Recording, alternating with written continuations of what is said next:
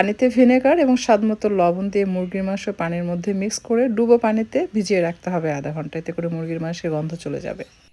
পানি ঝরিয়ে প্রথমে অ্যাড করলাম লেবুর রস, আর তাতে দিয়ে দিচ্ছি স্বাদমতো লবণ, চিলি ফ্লেক্স, ক্রাশ করে রাখা ধনিয়ার গুঁড়া এবং জিরার গুঁড়া, আর দিয়ে দিচ্ছি ইয়েলো মাস্টার্ড, আর সেই সাথে দিয়ে দিলাম চিলি সস। মরিচের গুঁড়া দিয়েছি 1 চা চামচ এবং 1 টেবিল চামচ পরিমাণ আদা রসুন বাটা দিয়ে সব কিছু মিশিয়ে ম্যারিনেট করে রেখে দিয়েছিলাম আধা ঘন্টার মতো। আধা ঘন্টা পর সাদা তিল এবং কর্নফ্লাওয়ার দিয়ে এটাকে খুব ভালোভাবে মেখে নিয়ে ডুবো তেলে ভেজে নিতে হবে।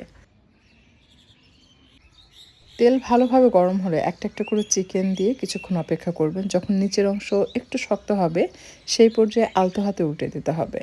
চিকেন তেলে ছাড়া মাত্র যদি উল্টিয়ে পাল্টে দিতে যান তাহলে উপরে যে কোট এটা কিন্তু খুলে যাবে। গরম তেলে মাঝারি আঁচে ধীরে ধীরে ভেজে নিন যতক্ষণ না সোনালি রং ধারণ না করছে।